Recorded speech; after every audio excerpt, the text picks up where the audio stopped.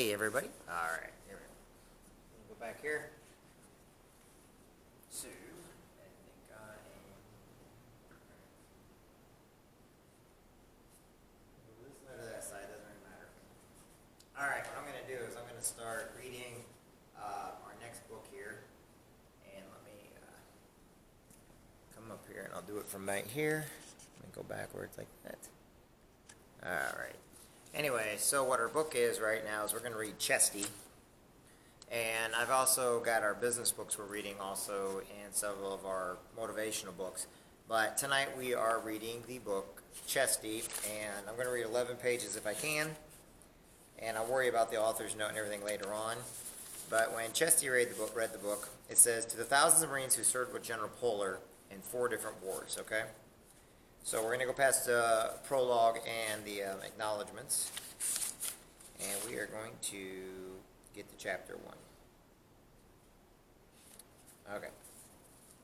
This is the prologue, so we're going to read, I'm going to try to read at least 11 before everybody gets here. When everybody gets here, I'm going to stop it, and then I have a business class I got to do tonight, and I got a private business reception. So, anyway, this book is by Chesty, okay? It's called Marine, by Burke Davis. Prologue. There was a snowstorm in the morning. It screened Chinese foxholes on hills above the perimeter and muffled artillery fire from the road to the pass, where the 1st Marine Division was fighting its way to the south. It was December 8, 1950, on the frozen plateau of Kotorin, the North Korean mountains. The troops were 1st Marine Regiment, rear guard, in one of the tragedies of American military history. A funeral was in progress. The thermometer by the commander's tent stood at 25 degrees below zero at dawn. When the first men tried to dig graves, their picks were useless in the iron-hard earth. Dynamite crews set off blasts, but the earth heaved up in enormous black blocks of ice. The commander halted them. More than 100 bodies waited in a row of tents, stiffly frozen, stacked like corkwood. They'll stay like that until the spring thaw, the commander said. But we can't leave them to the wild dogs. Blast out those potato sellers. When the holes had been opened, the officer called in a battalion of tanks for the burial, for there was no other way. The beams of headlights were lost in the swirling snow, and the roaring of motors was carried away in the wind as the tanks made the graves, back and forth, crunching icy blocks of earth upon the frozen bodies. The tanks buried the dead. The commander was Colonel Lewis Burwell Puller, 52 years old, 32 years, a U.S. Marine. He was in the process of winning his 5th Navy Cross, the nation's highest military award. No other Marine had won so many. He was not a large man, but his slight, spare frame was erect to the limit of its 5 feet 10 inches. The great thrust of his chest was obvious beneath the bulk uniform. The face was seamed and brown and roughened as a totem pole. Beneath an ancient cap, the almond-shaped eyes glinted green. The colonel gripped a short pipe in his teeth, as if he were on the point of gulping it down. His voice carried over the wind and down the rows of shuddering canvas like a Navy bullhorn. Among themselves, he was known to the men of the Corps only as Chesty Puller. The commandant of the Marine Corps, had lately spoken of Colonel Puller. "He's about the only man in the Corps who really loves to fight. I'll go further. He's the only man in any of our services who loves fighting." For 2 weeks, Puller had commanded the rear of the 1st Marine Division, cut off in the Chosin Reservoir region by the hundreds of thousands of Chinese communist troops. The colonel was visiting a hospital tent where a priest administered last rites to the Marines wounded when a messenger came. "Sir, do you know they've cut us off? We're entirely surrounded." "Those poor bastards," Puller said. "They've got us right where we want them. We can shoot in every direction now." There have been last-minute reinforcements, a battalion of U.S. Army troops which fought its way through the enemy with heavy losses. Its colonel reported to Puller for orders. "Take your position along those hills and have your men dig in." "Yes, sir. Now, where is my line of retreat?" Puller's voice became slow and hard. "I'm glad you asked me that. Now I know where you stand. Wait 1 minute." He took a field telephone and called the tank commander. The Army officer listened to the Marine order. "I've got a new outfit," Puller said. He gave its position in detail. If they start to pull back from that line, even 1 foot, I want you to open fire on them." He hung up the telephone and turned to the Army officer. Does that answer your question? The last plane flew out in the afternoon through a momentary gap in the clouds. It carried 19 wounded through the falling snow, the last of the 2,500 who had been flown to safety. The rear guard prepped to join the withdrawal. Puller countermanded part of his orders from his superiors. "Abandon vehicles," they say, "and destroy supplies." To hell with all that. Don't leave a thing that will roll or we can carry. Take every scrap you can.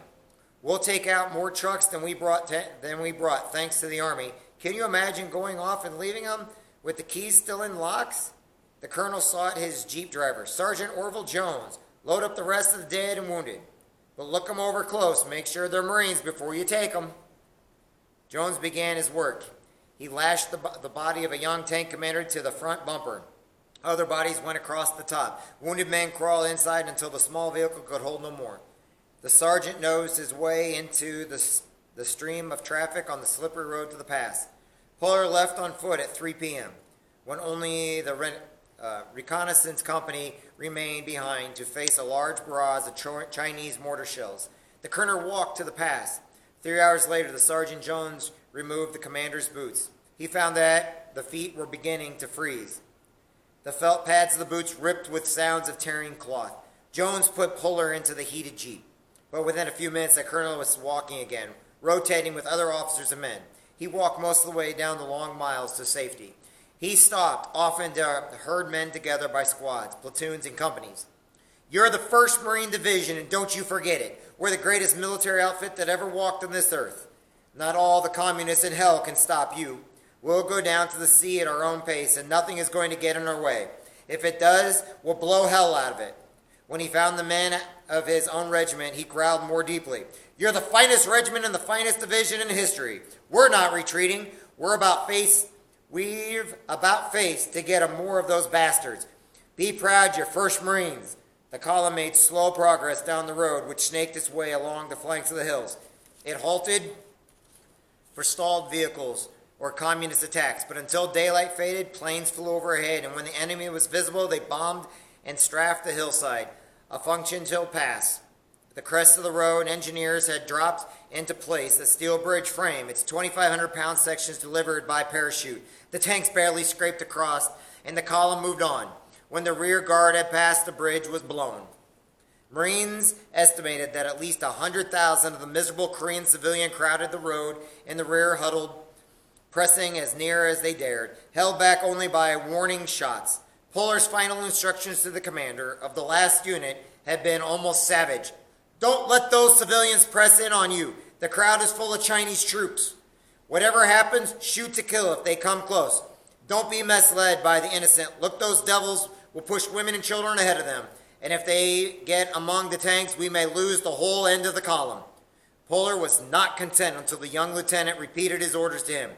"Keep the road clear if we have to kill them all." The colonel's last glimpse of the rear was the pathetic refugee pack, half frozen in its rags, dark, unblinking eyes turned upon the last of the retreating Marines on his icy downhill road. As he plodded around a bend, the colonel heard singing, artillery fire interrupted, and snow still pelted, but they made out the chanting of the Marine hymn. There were popular songs, too, some of them as old as World War II.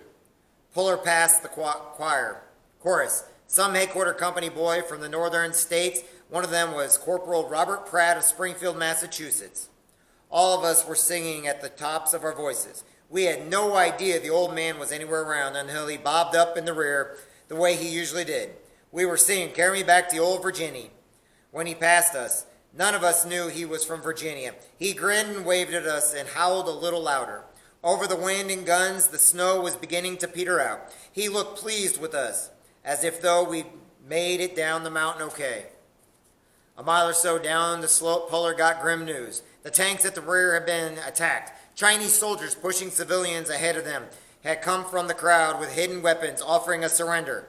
The brave young lieutenant, wary but nervous, had gone to meet them. There had been fighting in the road and a few grenades under tank treads and had done the rest. There were casualties, but none. The column inched on without half a dozen of its tanks. The colonel shouted to the next file, All right, Marines, remember who you are. Nobody ever fought with a better outfit. We're going to get onto the beach and get some warm ships and eat hot food and get showers. Then we'll fight somewhere again. We're the 1st Marine Division. He walked the last mile to the trucks which waited for below. When he came to the port of Hungman, under the guns of a waiting American fleet, the high command knew that the rear of the division was safe. Lewis Puller was one of the rarest of Marines, a one-time private who rose to become lieutenant general. From a boyhood haunted by tales of Confederate ancestors, his life had been one long preparation for war. He had lived through more than 100 combats in the Banana Wars of Haiti and Nicaragua to win a grim nickname, El Tigre. He had been accused of paying bounty for the ears of native bandits. He had commanded Horse Marines in Peking in the early 30s and in Shanghai on the eve of the World War II. He had driven a superior force of Japanese troops from the American quarter at gunpoint. He had been trained for the battle of the infantrymen, cavalrymen, artillerymen, aviators, and shipboard officer. He had led the 1st Championship Marine drill team and had been famous as a student instructor in the military schools. In the 1st Allied offensive of World War II at Guadalcanal, he had with 1/2 strength battalion saved Henderson Field by standing off a Japanese division. On that island, his men had won 2 medals of honor, 28 Navy Crosses and Silver Stars, and 264 Purple Hearts. He had been chosen by the General C. Marshall to tour American Army camps to shatter the myth of Japanese invincibility and to bolster the shaky morale in the United States. At Cape Gloucester on New Britain, he had taken over 2 confused and stalled battalions under fire and led them to swift victory. And at Pella, he had suffered record casualty in defeating the Japanese in one of the most terrible Marine battles. 6 years later, he had been called from peacetime obscurity to lead ashore the assault in Incheon, where the tide began to turn in Korea. At home in the village of Salud, Virginia, Puller had a tangled mass of decorations in a cigar box, more than any other man in Corps history had won for valor in combat. 4 of them were Navy Crosses. In the end, there were over 50 in all. There would be over 50 in all. Medals, ribbons, and stars, palms covering the years since Paris Island during World War I. His name was legend wherever Marines met in barracks and barrooms to swap tales, for no Marine had approached his 27 years of foreign service or long exposed in combat, and no other officer had become such a hero to men in the ranks.